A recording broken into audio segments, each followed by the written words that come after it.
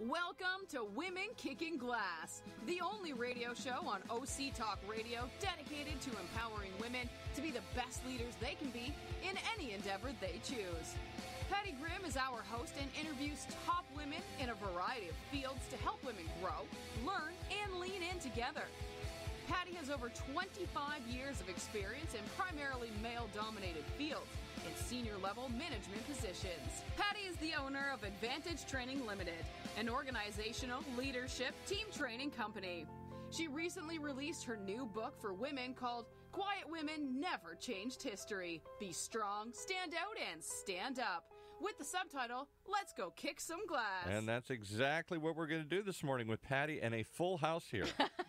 Yeah, we have quite a full house. I am so excited about this show. I have the amazing privilege of having Deidre Pujols with us today. She is wife of the amazing Angel All-Star, Albert Pujols, and so we're very excited to have her in the show. We also have Stacy Jewell Lewis in the show with us, and we're going to talk about something very, very important. We're going to talk about stop human slavery, stop trafficking in the United States as well as around the world. So I'm going to read a little bit about Deidre's background.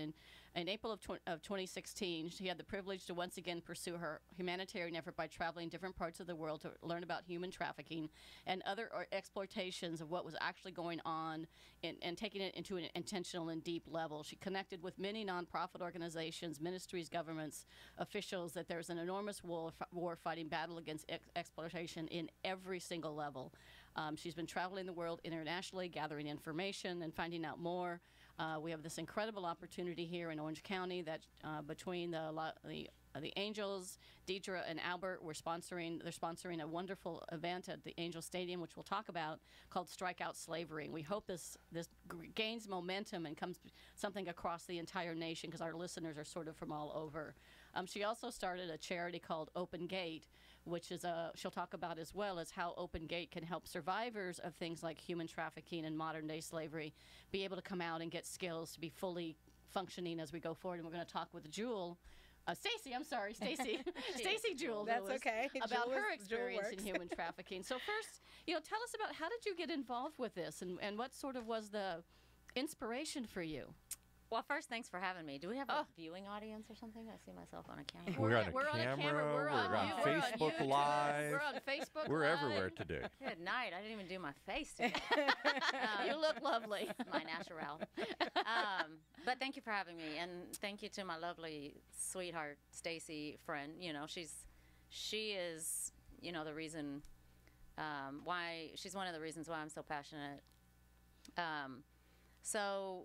For me, like you said, went all over the world last year. I had heard about human trafficking a little bit throughout the years, but never felt called or never had a connection to it per se. Mm-hmm.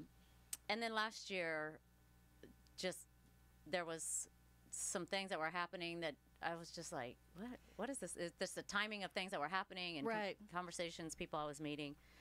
Anyway, I set my sails and I traveled all over the world. I met with lots of people in Washington, D.C., which is where I happened to meet Stacy. Mm-hmm. Really learning and getting educated about the issues of human trafficking. What was it? Who was in it? Who's dealing with it? What kind of trafficking are we talking about? And educated myself. And so after I did a lot of that, I came back to the States and, began to ask myself, well, definitely there's a problem. Check. Check. What am I supposed to do about it? Exactly. And I was compelled to do something. But again, at this stage in my life, I'm like, well, what do I have to offer? What are my gifts? What are my talents? And how can I make a difference? So we started Open Gate International, which Open Gate is an acronym. Open stands for the oppressed, powerless, endangered, and neglected populations. That's who we serve. Awesome. And we serve them through a global alternative of training and employment. So I took my passions of culinary and entrepreneurship and basically created a culinary program that we invite in vulnerable populations, people who have just come out of prison, surviving trafficking victims, at-risk youth, homeless populations, people that nobody else will take in. That's who we want, And we are now on I want to say our third session of classes, and it is getting better and better each time. We have a life skills component with it. We have a culinary component, so the people are learning how to be good people. Right. You know, character type building components, and then they learn the skill of the culinary arts, and then after they graduate, we advocate very intently for them to get employment through different networking. So that was Open Gate International, and the way that we work with Open Gate International around the world is we have partners on the ground in different countries, and we have a partnership to where we can go in and help strategize social enterprising for their organizations based on culture and government and all kinds of different things. So that has been really amazing to watch. We have incredible people on our team. Right. And we have our headquarters here in Orange County. Okay. So yeah, that's been awesome. It's been awesome. I think a lot of people, and I actually have to be careful sometimes, because I go to a social event and somehow something happens and it sparks something in my mind, and they start talking about things, about causes and things they want to get involved with. And I will start down the human trafficking almost rampage to a point where people are like, whoa, back up. Back up, girl. Because I think people really don't realize how big it is in the U.S. I mean, and there's different kinds of trafficking. It can be sexual exploitation of minors, which is kind of the one a lot of people hear about. It can also be almost like slavery, where they're working in a nail salon 7 days a week, 12, 14 hours a day. They have no place to go. Could be domestic help. Could be the workers you see along the side of the road who are at Lowe's or Home Depot that are waiting for work. They could be part of a human trafficking network in a way. And actually, it's the number 2 crime in the U.S. right now. Drug trafficking is number 1, and human trafficking is gaining ground because it's less penalties, it's harder to catch people, and the money is huge. Yeah. There's also organ trafficking, and organ trafficking, and the trafficking of minors is a huge issue. But even the minors, once they become grown, there's Stacy can speak more into this, but there's this incredible transition that happens from going from a minor to now an adult, but still prostituting under the threat of pimps and different things. But because you turn 18, the laws change and things get harder on the women. Right. So there's some kind of crazy stuff happening. But the good news is more people are paying attention. Yes. It's getting more of the headliners. And what I've set out to do, what you just mentioned a little bit ago with Strike Out Slavery, was to create an opportunity to, one, bring awareness and educate. But what I really want people to understand is one of the greatest weapons that we have in this fight at every level is going to be prevention, awareness, education, getting people educated about what this is, especially for vulnerable populations. I just was talking with somebody last night, and they mentioned about 50,000 foster children out of just Los Angeles alone. Right. Those are the populations that we most will run across that have gotten caught up in activities like this. So, it's about educating everybody so that we can help everyone be aware of what to look for, how to address it, how to respond, and what we want to teach minors is how to avoid it. When you're shopping in the mall with your girlfriends, how to not respond to the person who's coming up to you telling you how pretty you are or something, and telling you I'll buy you clothes, I'll buy you nice purses, I'll get your nails done, I'll take care of you. And that child may or may not be somebody in foster care. There was a case in Seattle of a young woman who was a very wealthy family that got caught up in it, and her family tried to find her every day for a year, and they finally found her, but she got caught up in it and then found that some of the girls that are in the system are actually going out and recruiting other girls. Yes. And recruiting people. Oh, look at this wonderful lifestyle. We live in this beautiful home. And you're 100% right. It's about getting educated. So you can go on, you can listen to this radio show, but you can also go online. You can find out information on what's going on around here. There were 20,000 cases of human trafficking reported in the United States last year, and 5,000 of them are actually true cases. I mean, it is in the U.S. It's not in Mexico and Thailand and Asia, where I lived for a while. It is in the U.S., and it's children at risk, but it's also everyday children as well. Right. Yeah, that is the one thing that that is my conclusion after traveling all over, and still do, which is it's everywhere. There's nobody that can escape it. It doesn't have an economic maximum. It doesn't have a skin color it prefers. It doesn't have, and it is there. Yeah. And you know, the bad guys are figuring out a way to make it happen. Yeah. So the best thing for us to do is be educated. You know, ignorance has consequences.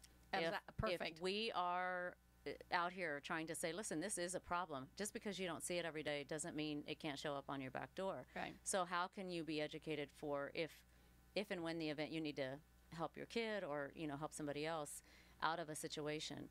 So it's not just women that are also the victims. I mean, I believe that it's boys.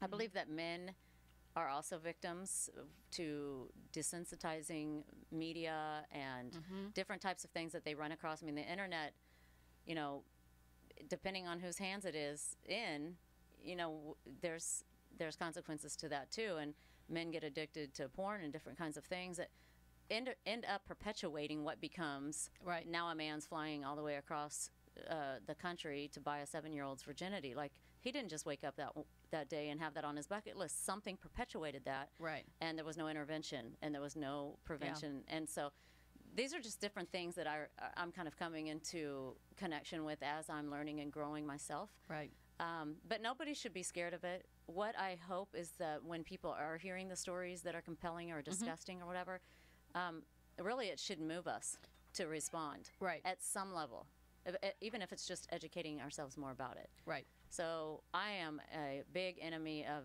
apathy. Yep. You know, it's expensive, it's repulsive, there's no place for it.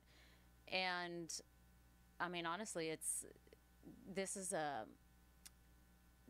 Strikeout Slavery especially, we are using the sports platform right to forge alliances amongst groups who are fighting in human trafficking at whatever level. And I believe that a true social transformation at any community or country level, it will be with the efforts of groups coming together. Yeah. So I'm really trying to bring that's great. You know, those groups together, because I've made friends with everybody, and I feel like it's important that we all know what each other's doing and how can we help each other out. Yeah. One of the more important components here is, like, Stacy being a survivor advocate. Her voice is critical. Oh. And not a lot of times will you see, you know, the survivors or their faces or hear their voices. But for me, during this campaign, it was important that they are the strong women who advocate, who know how to educate, be out here with me. Because, you know, they're the forces behind what we're doing. They're the voice, and I think you're right. I mean, there are a lot of organizations. There's I-5 Freedom Network. There's a whole bunch of organizations that are working on human trafficking. But if we're all working independently, we have a very small voice. If we can work together and get a national platform, and I want to talk specifically about Strikeout for Slavery so people know how they can get involved and get educated on September 16th, at least to get a start at it. But also, if we work together, we have a much louder voice. Yeah. We can get legislation passed, because right now there's a bill on Governor Brown in California on his plate to look at one of the bills where what's described as a violent crime versus a non-violent crime, and human trafficking is not considered a violent crime. It's a non-violent crime, which means that someone who gets picked up for human trafficking can get out on parole, where if they're a violent crime, they never have a chance of parole. So there's some things we can do to have that louder voice. So let's talk about Strikeout for Slavery, because I think that's how I found you. I was reading at 5:30 in the morning, reading the Orange County Register here locally, and there was a big article in the sports section, I think, called Strikeout for Slavery, with your picture and Albert's picture. So let's talk about what Strikeout for Slavery is. Well, Strikeout Slavery basically started, so we started Open Gate International. That was my passions, but my platform is baseball. So that is why we decided to use the baseball stage in order to do something. So initially I went to Major League Baseball in the offices in New York with Albert, and we had a very great conversation. They invited me back with a panel of kind of my council. So I went back there with the council, and we had another great discussion. But I think the perplexing things for people in big brands is the language and how to address the issue, how to teach about something like this, when all of most of what you hear is like dark alley stories. Right. So I came back to the Angels, and I'm like, well, let's go to the Angels and talk to them. Let's start local. So I took the same council of people. We went to the Angels and asked if we could do this type of event in the baseball stadium. So they're allowing us to host it on their platform. And so we've just trying to draw out the community, anybody that is in the fight or have anything to do with vulnerable populations, or in particular are fighting human trafficking. We're just asking everybody to come out. Right. On that particular day from 4 o'clock to 6 o'clock, which is the times the gate open, because it's a 6 o'clock game that night. From 4 to 6, we'll have what's called a family festival out behind the water fountains. Okay. And at that festival, there will be several, almost a couple dozen organizations, government groups, ministries that will all have themselves available. They'll have interactive activities for everyone. And they'll all have themselves available to help teach parents and kids. And it's going to be family friendly. Right. It'll be safe. It'll be right there with the experts who are working even in our very backyard. There'll be face painting, and there'll be DJs and balloon making. I mean, it'll be a very safe place to come and bring your kid. And then we have the baseball game. And then after the game, we have a free Nick Jonas concert. Yeah. So Nick Jonas has agreed to come and help us, continue the awareness campaign about this. And I'm really thrilled. I've met him before, so he's a sweet kid. And I'm excited for him in particular because he draws in the population of young women and girls that we would want to really educate. Yeah. And so this will be good for us. Yeah. And I'm pumped. It's going to be good. Awesome. If people go to strikeoutslavery.com, they actually can find tickets at a less cost. But there were 1,000 tickets that are available that give wristbands to people to go down on the field to where he'll be doing his concert. If they're that big of a fan. And my nieces and nephews are. I like him. I do actually like his music, but I'm not somebody that's going to take space on the field for somebody else. I'll have my nieces and nephews go down or somebody and let the kids go down. But I actually heard that he gave up a birthday weekend or something, or a birthday celebration. Yeah. So the game is on Saturday, September 16th. You can go to strikeoutslavery.com to get tickets. Easiest way to get the tickets. And please come if you're in Orange County, LA, San Diego, Inland Empire. Please come support this event. Bring your families. It'll be a family-friendly event, as you mentioned. I guess the one question before we take a break in a little bit, I want to find out is what's the most rewarding part of this for you? Well, I'm a big advocate for helping people find identity, value, purpose. And so for me, one of the greatest rewards has been to find somebody who is purposeless or have the wrong identity that they're living out, and watch them be transformed by our love and our gifts and talents, like in Open Gate International. And maybe we found them living in a tent, and now they are in an apartment. They didn't have any cell phones. Now they're getting cell phones. Now they have a job. Now they have a job. They have confidence. They have a new identity. And now they're coming back to teach our new students as advocates for what they've experienced. So there's really nothing that can compare to watching somebody get their identities restored and their gifts and talents found.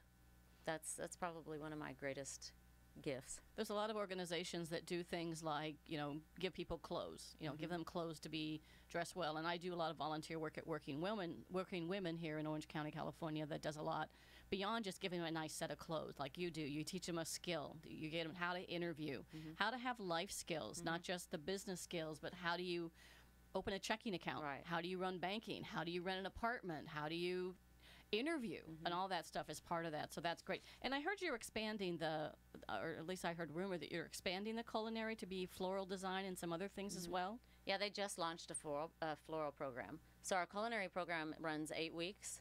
Our floral program runs 16 weeks. Wow. And takes longer to arrange flowers than cook. Yeah. Floral design's intense. But the cool thing is like I'm a tech learner, so I like to learn hands-on. And these types of vocations that we're teaching are extremely hands-on. Yeah. It's all about your senses: smells, taste, touch. All of it. And I think there's something therapeutic about it that really Yeah. is transformative to these students that we have. Yeah, yeah. And how did you find Stacy? I'm ignoring Paul right now, telling me to cut for a commercial because we're going to talk to Stacy. Deidre has to leave for another appointment, and I appreciate you so much you coming in today because this is just amazing. Yeah. Well, I found you through Twitter. About 20 more minutes. Okay. I found you through Twitter. I put a tweet out on your thing, and Chad reached back out to me, and so it was this instantaneous. It happened within a week. Yeah. And the fact you could be here was absolutely incredible. But how did you find Stacy? You want me to cut for No. Okay. Keep going. Ignore that man behind the curtain there. Stacy and I met at a dinner in Washington, D.C. that was being hosted by a gentleman who actually puts on these like phone calls for anybody who does human trafficking around the world. So we get on this prayer call together, pray about each other's situations, Africa, Europe, the States, Mexico, and just talk about the issues that are going on around the world. And so Stacy probably was on a lot of those calls, and then we met at a dinner. And she is a brilliant, gifted Beautiful performer. We're looking for Tyler Perry. If anybody knows his phone number, Right. I want you to reach out to me. Or he can call in here right now. Right now. today. If Tyler's listening, we need you to call in. She is an extremely talented actress, and she wrote her own her own play. And I'll let her tell all her good stories. But we hooked up initially in D.C. And then she moved out here, and here I am. And it only makes sense for her to come along and help us out. Oh, awesome. So we will find a way to reach Tyler Perry. We'll find a way through some connection. Keep telling her somehow. I'm going to get her an audition. Oh, absolutely. Let's take a break, and then we'll see if we can call her right now. Okay, we'll take a quick commercial break, and we'll come back. Imagine what it would feel like to lose everything. Your job, your home, your family, your dignity. This has happened to thousands of the men, women, veterans, and young adults we serve at Working Wardrobes. What do we do to help? We provide career development services, life skills workshops, job skills training. We provide the perfect interview outfit, and we get clients placed in jobs. Call Working Wardrobes, 714-210-2460. Donate, volunteer, invest, hire.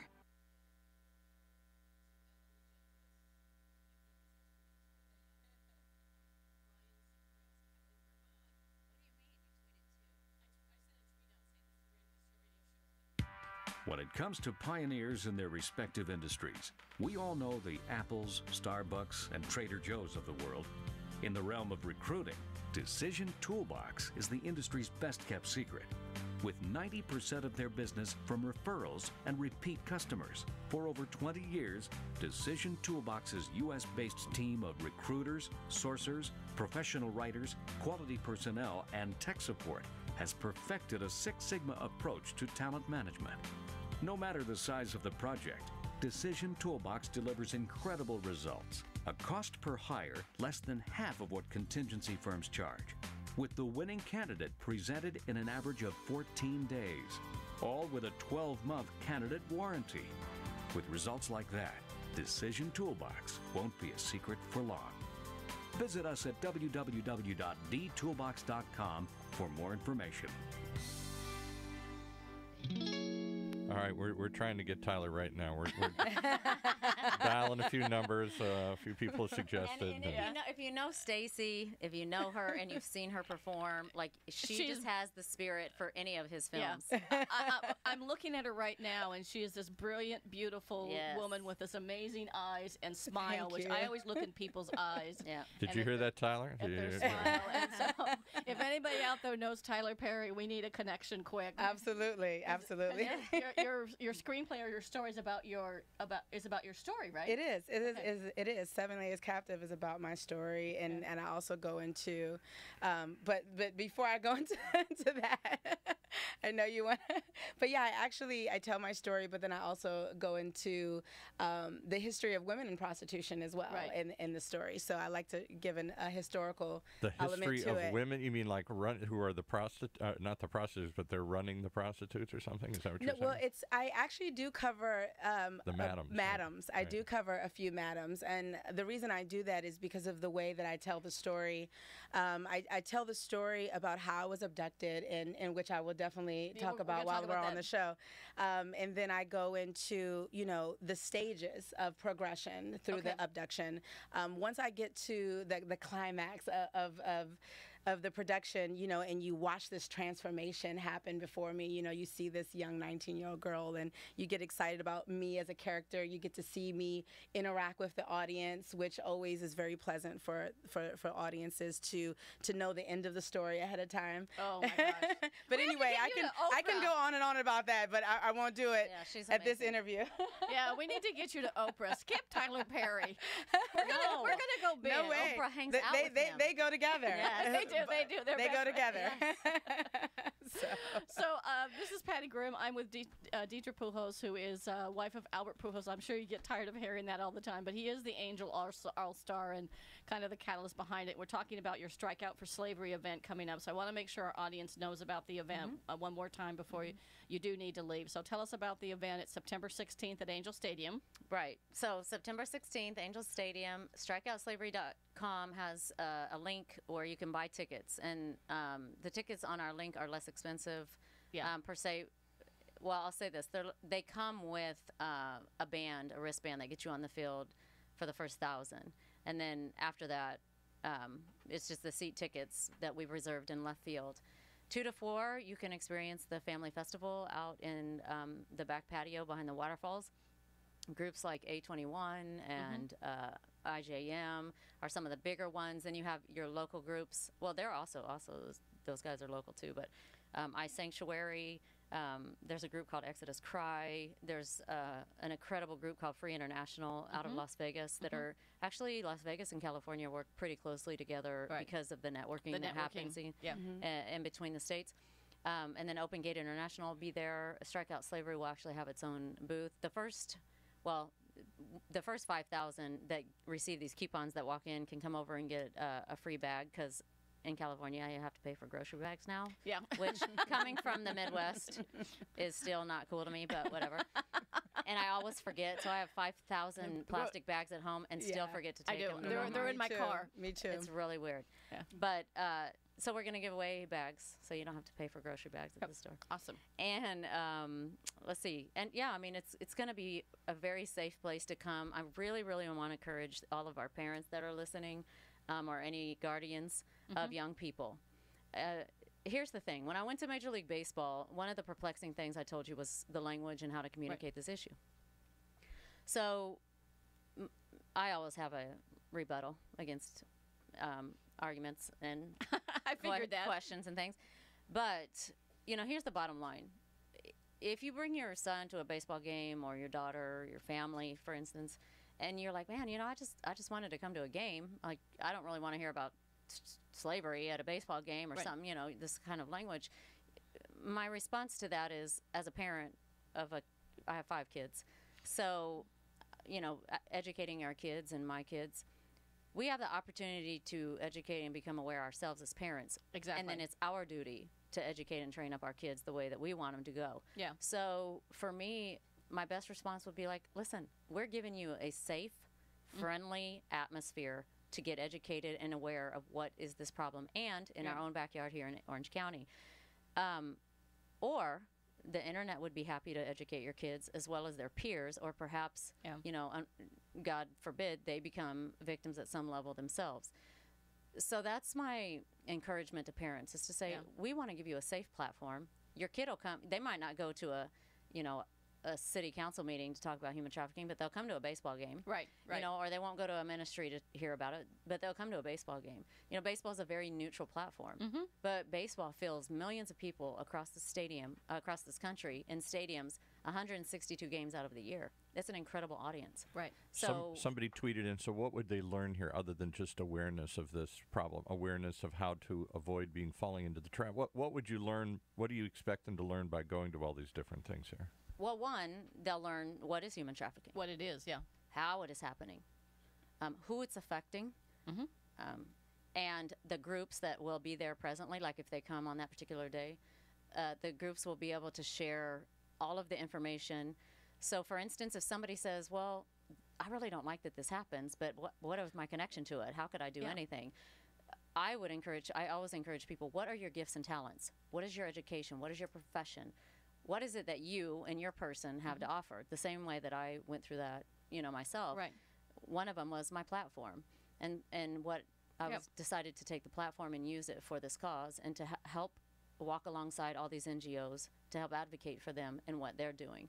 So some NGOs rescue, some, or government, groups. Non-departmental agencies. Some NGOs house and rehabilitate and recover, and some ministries, same thing. One of the ministries that'll be there from Saddleback Church, they have an incredible class that they host teaching people what it is and how to, they go out on outreaches and try to reach out to people. So there's different, when you come, you'll be able to learn what are all these different groups in our own neighborhoods doing, and could you, at some capacity, have access to help at any level. And our audience is broader than Orange County, because these are broadcast and it's recorded, those kinds of things. And so just a statistic to give people an idea if you think this isn't happening in your community. I live in South Orange County in the Capistrano School District. I talked to a sheriff who told me there are 50 active, 50, not 5, 50 active cases of human trafficking in Capo School District right now. So if you think it's not happening to your kids or their friends, it is happening. And like you said, get educated. Be aware. Keep your eyes open. There's things like if there's a girl that happens to miss school frequently on Thursday, Friday, and they're gone for the weekend, they could be being trafficked in Las Vegas. Orange County and a lot of big cities are corridors, because we're between Orange County and L.A. They get caught in San Diego, they come to Orange County. They get caught in L.A., they come to Orange County. And the figure that I heard is that girls who traffic outside Orange County have a quote of $1,000 a day of revenue to bring in from whatever work they do. We can imagine what that is. In Orange County, it's $1,200 a day. And I always wonder, like you said, who is this guy that wakes up one day and gets on the internet and decides he wants to find an 11, 12, or 7-year-old girl that he wants to have, and how do we track and find those people as well? So, well, doing it here at the Angels Stadium is just the first start. Like, what I'm really hoping is that it'll launch across many stadiums. At some level, maybe Major League Baseball will see the significance of this problem and want to speak into it, just as they do all the other issues that they cover. But if you're listening from another state, perhaps, or further away than just our Orange County area, I promise you, somewhere not far from you, there'll be an organization that can use your help. The bottom line is do something. To do nothing about anything is just not acceptable. So get educated, be aware, be the difference. If you see it, call. There's actually a hotline, which is, I'm going to read it. It's 1-888-373-7888, which is a hotline you can call if you think something is happening, if you see something suspicious in a mall. We live in a condo community, and because you become aware of it, I start looking at these homes where there's an older guy that runs the home, and there seems to be a flood of kids coming in and out all the time, especially on the weekends. And I'm thinking, I wonder what's going on in that house. So be aware, and don't try and approach the person that's being trafficked or the pimp or whoever they are. Call the hotline. Be careful. We had another person tweet in, why does this not get more attention? Why don't we know there are 50 active cases in South Orange County and affluent South Orange County? Is it just denial? Is it just unawareness? Is it how does it fly under the radar? Why? It's those two things, plus I'll let Deidre answer. Well, actually, I was at having coffee this morning with the judge who deals with a big population of trafficking survivors and victims, and active ladies who are choosing to traffic after being stuck in a life. And I think some of them are minors. And so with the way that the laws are set up and the protection of minors and things, they're not talking about those situations. Other than some of them are just active cases. I don't know why, really. I mean, I really can't even talk into that. But what I do know is that after Strikeout Slavery, I already have thoughts for Strikeout Slavery 2018. But I'll be there to help you. But what I'd really like to do is start connecting with the school districts. Yes. I think that what I want to do is work on a project that we can take into middle schools and high schools. It doesn't have to be part of the curriculum, as I know our teachers who I have much appreciation for, Yeah. and much gratitude for. They already have a lot demanded on them, with those age ranges, right? Middle school and high Right. school. It's intense. So what I want to do is try to help work with groups, survivor groups, NGOs, and the school district to create curriculums or a curriculum, and which would essentially be like an extra curriculum, Right. Offered to the schools to help teach and prevent, even if it was perhaps a play like Stacy's, to introduce the kids in a safe environment. That would be incredible. And so offer it to the people in the schools so that they know what to look for and how to be aware. Yeah, if you could go, like I'm South Orange County, and I've got nieces and nephews that go to J. Sarah. They go to several schools down in South Orange County, and if you could put together a program, a play, or something just for the parents, I'm sure Vanguard University would help because they've got an actual certificate program. I think it's 12 units to get certified or get a certificate in human trafficking so you can become more aware.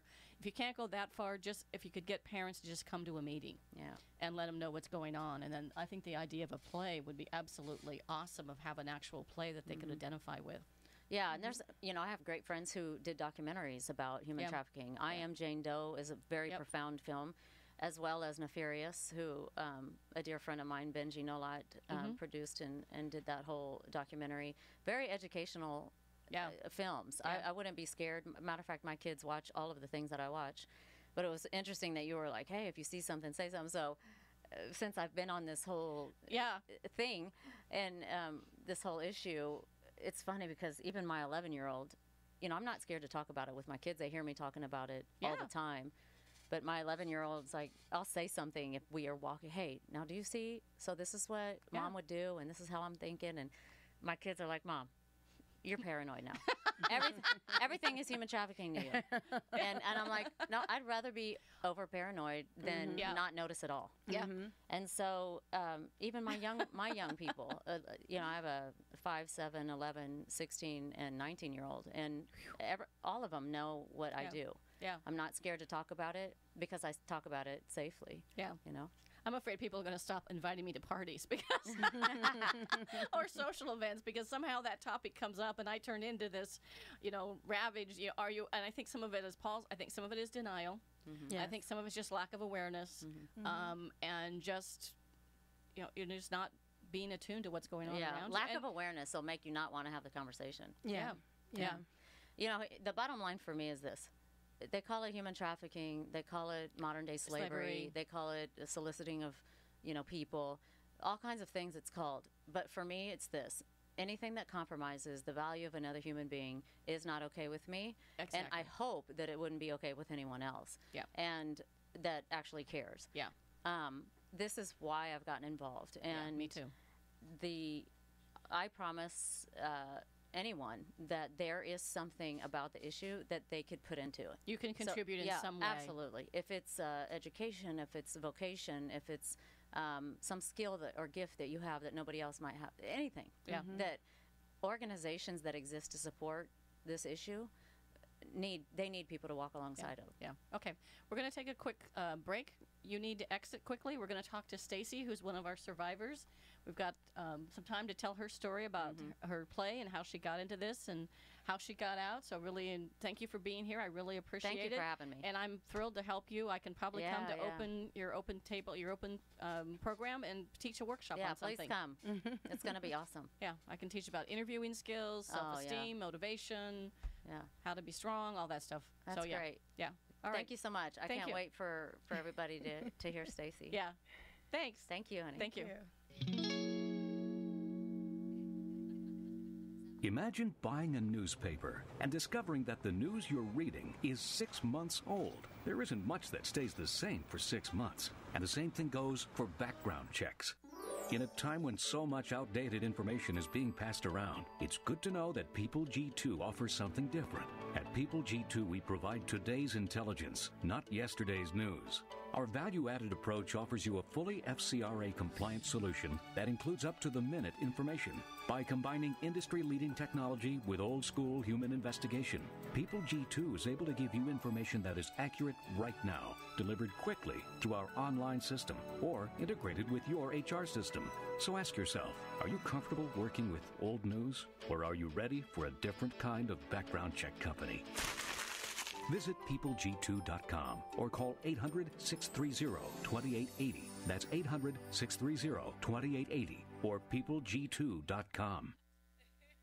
Let's face it, not all company challenges are the same, which is why Strategic Market Intelligence can help identify the actionable information you need to be more competitive. Gain a better understanding of your brand, competition, best prospects, or new product opportunities to generate greater revenues in 2015. Call 949-357-9547 or visit www.strategicmarketintelligence.com. Okay, everybody's talking about scars and issues. And I try and get to the viewer. I'm going 10 seconds, 5 seconds. Oh, look, I got the scar showing here, whatever.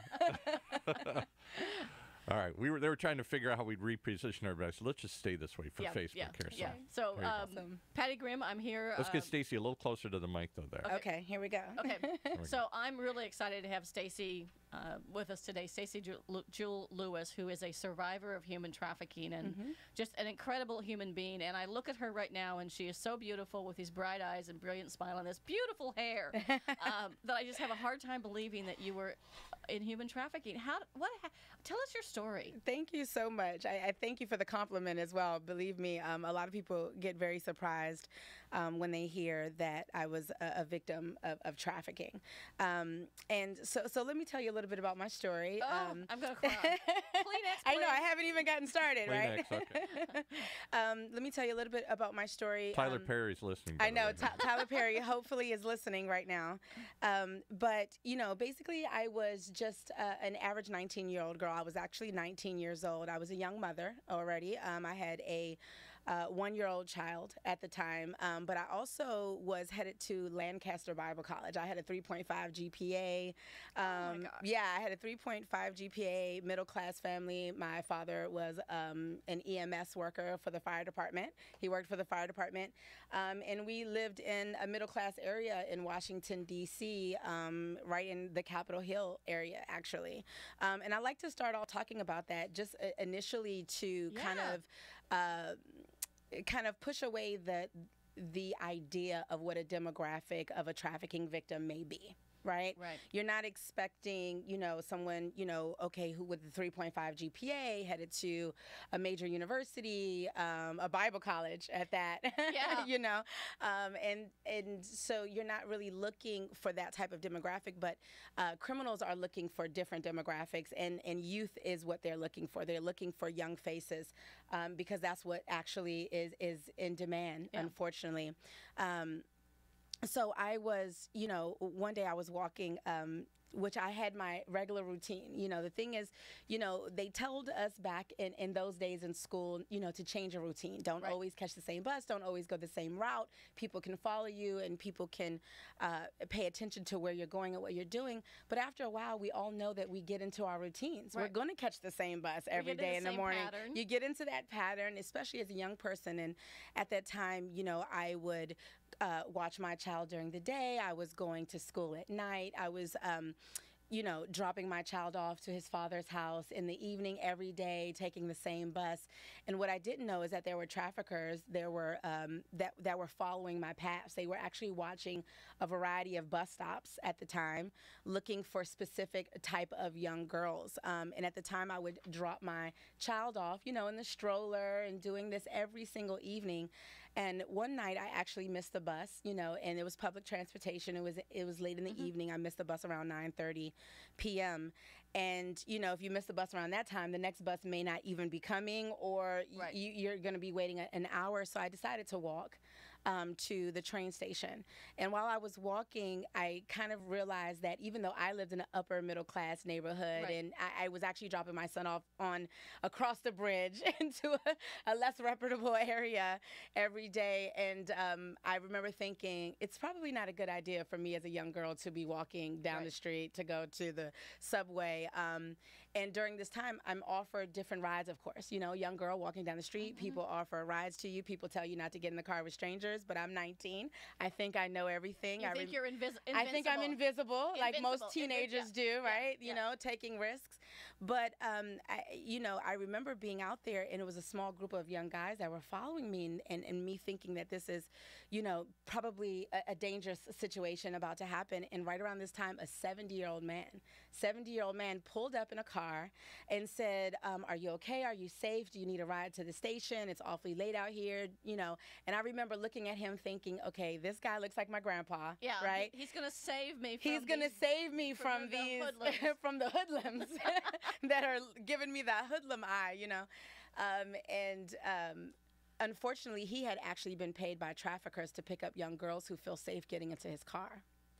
And so there is no face to criminal activity. There is no safe stranger, and that's what I talk to kids about all the time. It's no safe stranger. A stranger is a stranger. Right. At the end of the day, and I remember when we were, getting close to the destination. And it's the thing about the first interaction with someone who wants to do you harm. There's always a shock that happens when you realize that this person isn't for you. This person is going to hurt you. This person has bad motives towards you, even if it's a stranger. Here's a 70-year-old grandpa. He's talking to me while we're driving. He's making me feel comfortable. I'm, just thinking, let me just hurry up and get to the subway. We get close to the subway, and about, a block away from the subway, my guards are now down, right? Because this person is taking me where he said he's going to go. And he makes a sharp turn, and the traffickers are there waiting for me. A trafficker jumps in the front seat, and that gentleman jumps out, and then he has a gentleman who held a gun to the back of my head jumped in the back seat of the car. So I was literally forcefully abducted off of the streets of Washington, D.C. The unfortunate thing is that they used an immediate threat, and it was the fact that they knew actually where I lived. When I got in the car, they were saying, you have a couple of choices. You can try to get away, and we're going to shoot you, right? Or you can try to get away, and we'll send someone to the place where you live on Eli Street, and we'll have someone kill that child that you drop off every night. They frequently use threats that if you leave, I'm going to kill your family. You'll never see your family. You'll never see your family again. And some people think, well, did you believe them? Well, if you're going to take the effort to use, another person to kidnap me, and then you jump in the car and you forcefully threaten me, then yes, I'm going to believe that what you say is true. I'm going to believe that you're going to hurt me, and that you have the panic that you're feeling. And it's really, really true. They did know my address. Why? Because they were actually following maybe 3 to 4 girls for a couple of weeks that they were trying to track their patterns. Now, that was in 1999, right? So traffickers had to go through a very different level of stalking in a way to pick up their victims, where today, we have buttons where a kid can hit it on their phone and lets everyone know their location, right? It can Facebook their location, social media their location. So traffickers don't have to work as hard as they did in the past to find their victims, but they're always looking. And I remember it was a very tough transition. Those threats are always looming. Those threats are very, very real. The things that they do to you when you're captive are very real. The beatings, the drugging, all of this is what they call the grooming process. It's strategically set up to break down the willpower of each child.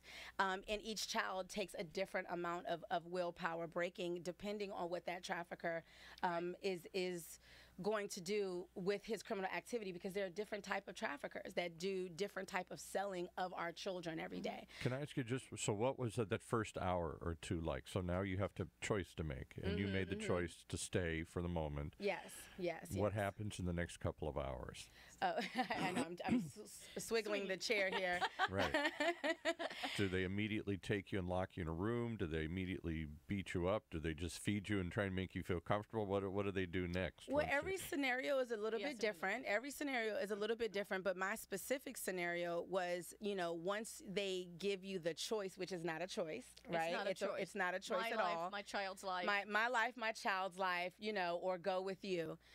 They immediately drove me from Washington, D.C. to New York City. Now, during this transportation time, right, while we're traveling across state lines, they are threatening you the entire time. It's a brainwashing process through fear, and it's something that I teach. I have something called 7 Layers of Captivity, of course, which is the production, but I teach the different layers that they do. The first layer, of course, is fear, right? But the second layer is isolation, right? So they remove me from my familiar surroundings immediately. They always take you someplace else, at least during the grooming process. A lot of times they do bring you back to that area because that's the area that they are used to making money in or doing their criminal activities. But they wanted to move me from Washington, D.C. to New York City. So you can imagine you're sitting in this car and you have a trafficker driving and you have someone behind you with a gun, and they're giving you the instructions of how to survive, not only from them, but how to survive in this lifestyle that you're about to be thrown into. And they essentially teach you the rules to this. But the number one thing that they're constantly telling you is, one, this is your choice, even though it was no choice at all. Right. That's to make sure that you are fully brainwashed on a regular basis to believing that you decided to do this.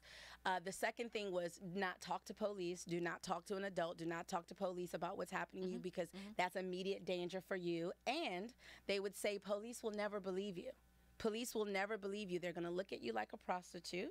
They're going to look at you as the criminal yourself. So we can do this to you. And you have to think about it when you look at California, which I absolutely love, has made so much progress compared to many other states. I remember when the state report cards first came out through Shared Hope International, and they graded each state based on provision and laws that were being made. And when this came out in 2012, I remember Washington, D.C. had an F. What does that mean? We were locking up children. Yeah. That's what it means. Yeah. It means they were getting locked up for child prostitution. And I remember thinking how horrific this is, that our children are not only being raped and they're being assaulted by adults, they're also being thrown in jail for a crime that they didn't willingly, I guess willing, I'm trying to think of the word. They didn't willingly commit. They were forced to commit. They were forced to commit. And I remember when we first started talking about this and I first started telling my story, that was the number one thing that I wanted to fight against, because our children not only need to feel safe and feel like the community cares about them, we also need to protect them from law as well, and not getting in trouble when you have these people behind them pulling the strings like I had. Yeah. People behind me pulling my strings as well. And the brainwashing can happen for quite some time, So, it involves drugs, it involves beating, it involves rapes, it involves all of these different things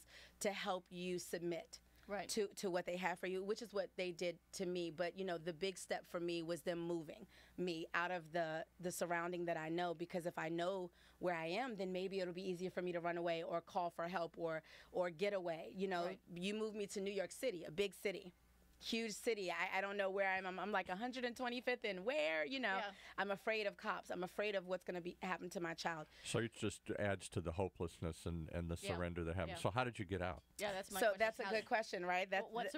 First my question was, what survival skills did you use while you were in? And then the next question is, how did you get out? Yeah, you know what? So survival skills, to me, you're almost surprised how quickly they come to you when you're in an emergency situation. For me, I survived through what I believed was acceptance of my reality, which is what happens to a lot of young victims who are out there. They just accept that this is their reality and there's nothing they can do with it. When I talk about the 7 layers of captivity, it's number 1 is fear. The second is isolation. The third is shame and guilt. The shame and guilt that comes with this crime. It's so horrific for victims, because you think about it, even as a regular person who hasn't gone through this, the number one thing no female wants to ever be called is a hoe, a prostitute, Right. you know, a loose woman in a way. No one wants that title, but now this title is being forced upon you. Right. So now how do you go and ask for help and tell someone that every night I am doing this? I'm doing sex this for money. for money. You know, no matter what the reason is you're in it, you're still going to feel the shame and the guilt from it, which holds you captive more than any other of the layers that I talk about. After that comes dependency. A lot of times we were talking about the foster care system. You know, we were talking about these demographics that are targeted by traffickers every day. One of the things is that, you know, traffickers make you dependent on them. When they moved me from Washington, D.C. to New York City, immediately I'm dependent on them just for my well-being and my surrounding in my mind. For water, for where am I? You know, you know what's going to happen to me. And they make it a really strong point. I remember one of the first things my trafficker did, and I'm going to get to how I got out in a second. I remember one of the first thing that my traffickers did was take me to another trafficker's place of residence, and how he kept and treated his victims, which were horrible, horrible conditions. I mean, so he showed you somebody who was worse than he was. Who was worse than he was. So, and aren't I great? Aren't I great? I'm so glad that this particular trafficker kidnapped me and not this one. But that's a brainwashing mechanism. What is that? That is a moment to make me feel grateful and dependent on someone who just victimized me. And, you know, that leads into the other areas of captivity, which I talk about, which is hopelessness, you know, acceptance, and eventually adaptation. You adapt to this lifestyle, you adapt to it, and you become convinced that this is all you're good for. One of the things that they make it a point is to constantly tell you that this is what you were made for, this is what you are good for. And the simple fact that adults are buying you on a regular basis, you begin to believe this. Yeah, they break your self-esteem down so far. Yes. That's all you think you are. So 5 minutes, how'd you get out? How'd you get out? Okay, so how did I get out? Okay. 5 minutes. Okay, that's interesting. Let me try to break that down.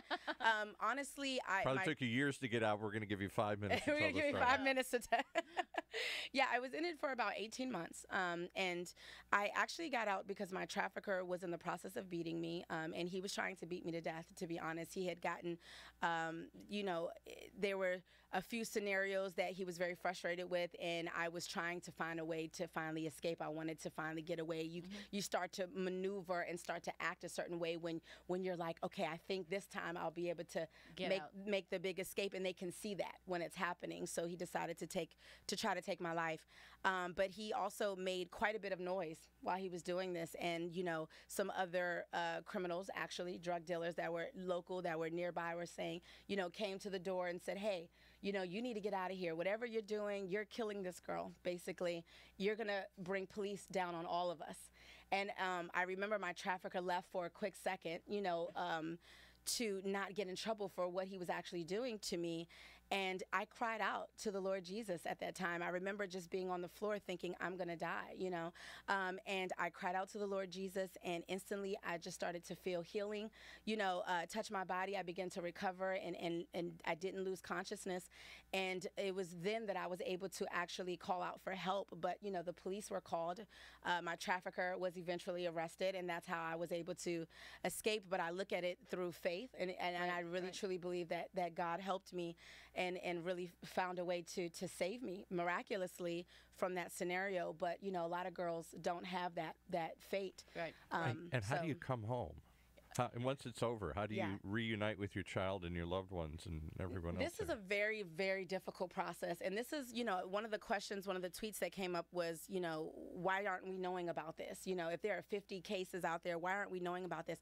How a child or how any victim of this returns is very critical to why we don't know what's happening, right? Because first, I didn't even know what really happened to me. And a lot get pulled back in because they're afraid that the family threat is there or something. The family threat is there. They get pulled back in. They get pulled back in. My family reacted different ways. You know, my family was looking for me for up to 2 weeks, but my trafficker made a very strategic move by forcing me to call them and say that I'm doing my own thing and that I went with a boyfriend and I'm fine. And I always say this, I wonder how many parents are getting that call from their teenage daughter right now. I'm running away, I'm fine, you know, I'm doing my own thing. And so they come back as runaways. a lot of times, and not victims of trafficking. So when they come back as runaways, how are we reporting this? Yeah. Instead, they're looked at as just runaways, someone with a bad rap, someone who's trying to get away from their parents and rebellious, not someone who has been pulled away and now doesn't know how to return. So when I returned, it was a very difficult process, and it took me really like 10 years to fully begin to recover, one, the trust of my family, because you feel neglected as a person. As a child, you feel like, why didn't you look harder? Why did you believe me the first time I said I'm running away? Why weren't you there for me? Why weren't you looking for me? So why weren't you looking for me? You go through that anger, and then you go through trying to reprogram yourself into regular society. I mean, you have to think about it. This victimization is a very secret at night victimization, but you got to come back to the real world and do stuff during the day. Now you're not, there's so much that happens when a child returns. Parents don't even know what happened, and a lot of times that child doesn't know. I didn't know I was a victim of human trafficking. I thought that, hey, I thought pimps had big hats and feathers, And they drove white Cadillacs.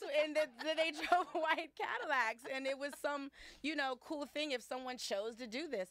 Not that, people were kidnapping, abducting, taking you from your families and forcing you to recruit other girls, forcing you to go and say, this is a great lifestyle. Don't you want to be like me, lying to them and bringing them in? So I guess and thank you so much for being so brave to be here. And we are going to get you on Oprah or with Tyler Perry or somebody, because your story needs to be We're calling told. them. We're still dialing. We're still looking for them. dialing. Okay. But in essence, this is Patty Grimm with Women Kicking Glass Radio. We've had an incredible show today with Deidre Pujols with wife of Albert Pujols, which I almost hate to say all the time. But there's a great event on Saturday, September 16th at Angel Stadium called Strikeout Slavery. You can go to strikeoutslavery.com and get tickets and learn more and be involved. I thank you so much for being here. You're such a brave, beautiful, wonderful person.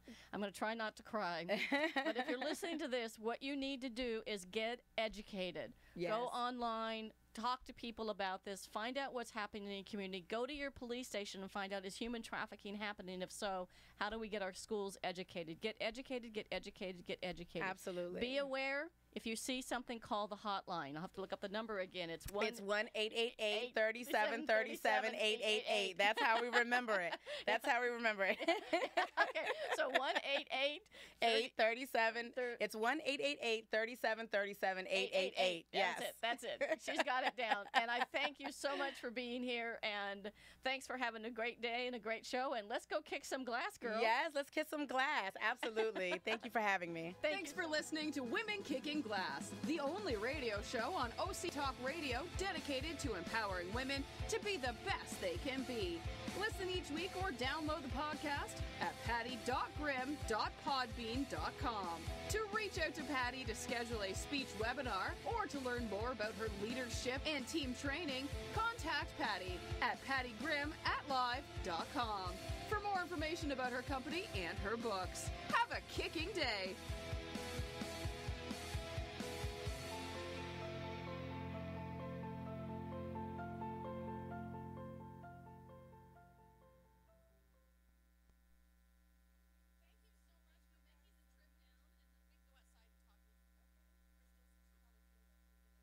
Support for this podcast and the following message come from ADT Security, helping to protect families and homes for over 140 years.